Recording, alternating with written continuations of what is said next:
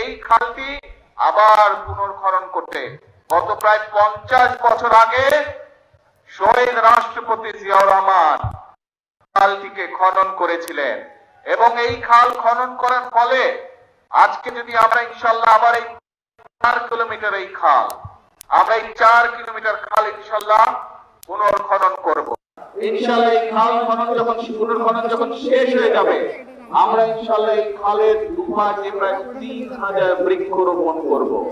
দেশের মানুষের কাছে প্রতিশ্রুতি দিয়েছিলাম যে বিএনপি আল্লাহর রহমতে দেশের মানুষের সমর্থন নিয়ে সরকার গঠনে সক্ষম হলে দেশে আমরা শহীদ জিয়ার রেখে যাওয়া সেই খাল খনন কর্মসূচি শুরু করব এবং ইনশাআল্লাহ আগামী 5 বছরে আমরা চেষ্টা করব সারা দেশে এই হুলসি বা যেটাকে এই এলাকার মানুষ জিয়া খাল হিসাবে চিনে এইরকম প্রায় 20,000 কিলোমিটার খাল আমরা খনন করতে চাই, যাতে করে গ্রামের মানুষ, গ্রামে বসবাসকারী মানুষ, কৃষক হোক, মা-বোনরা হোক, এলাকাবাসী হোক, তরুণ সমাজের সদস্যরা, তরুণরা হোক, বিভিন্ন রকম আয় রোজগারের সুবিধা সেখান থেকে করতে পারে। আমরা খাল খনন সেই জন্য করতে চাই।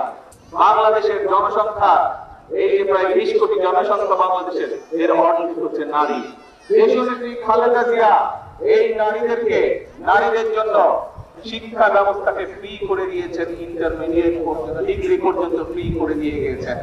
আমরা মেয়েদের শিক্ষা ব্যবস্থা ইনশাআল্লাহ ডিগ্রি পর্যন্ত অথবা উচ্চতর পর্যন্ত ইনশাআল্লাহ বিনামূল্যে ব্যবস্থা করব। 5 বছরের মধ্যে আমরা চেষ্টা করব সকল গ্রামে সকল মায়েদের হাতে এই ফ্যামিলি কার্ড পৌঁছে দেওয়ার চেষ্টা করব ইনশাআল্লাহ। প্রিয় ভাই বোনেরা, আমরা দুদিন আগে আরেকটি সিদ্ধান্ত গ্রহণ করেছি।